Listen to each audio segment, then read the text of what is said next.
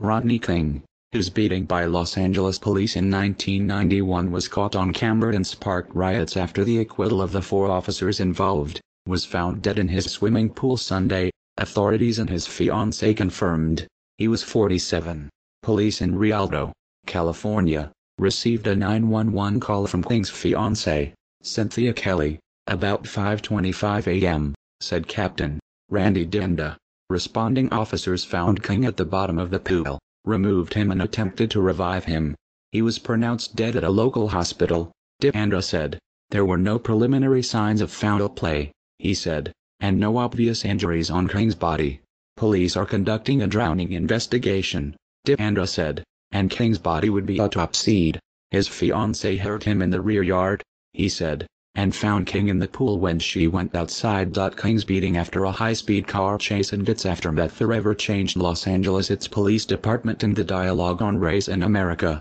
King was 25 and on parole after a robbery conviction in April 1991. In an interview in 2011, he recalled he had been drinking and was headed home from a friend's house when he saw a police car following him and panicked, thinking he would be sent back to prison.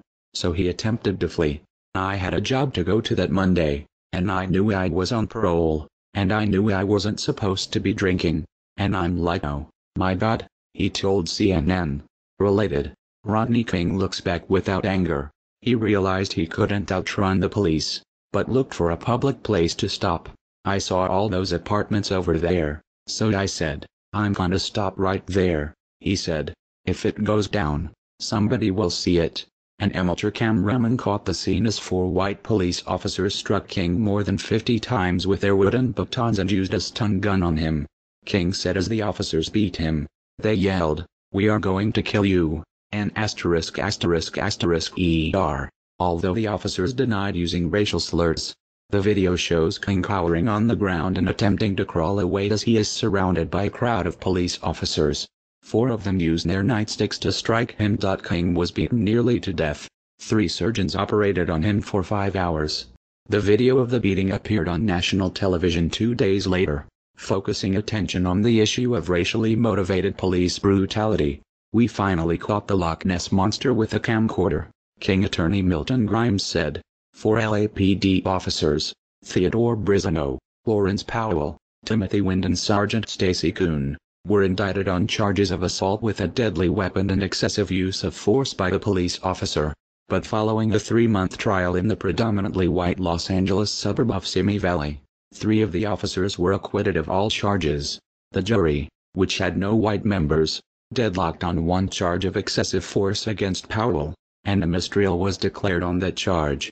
Powell's attorney, Michael Stone, said earlier this year the unedited video worked against King and helped prove the officer's case. "Most of the nation only saw a few snippets where it's the most violent," Stone said.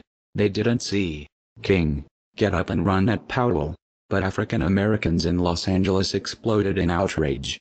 Rioters ran through the streets, looting businesses, torching buildings and attacking those who were in the wrong place at the wrong time.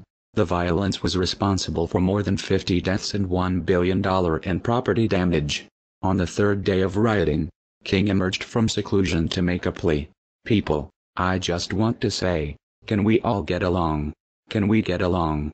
The violence ceased, but the debate did not.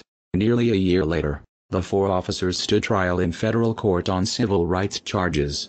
2 African Americans were picked for the jury, and King testified. He hedged, however, on whether police used racial slurs during the beating.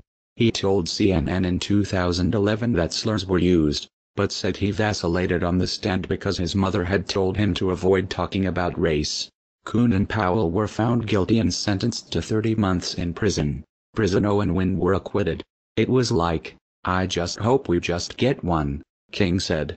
"I hope we just get one on that. If we get one, we're good. So to get the 2, I was really happy." King also sued the city of Los Angeles and was awarded $3.8 million in damages.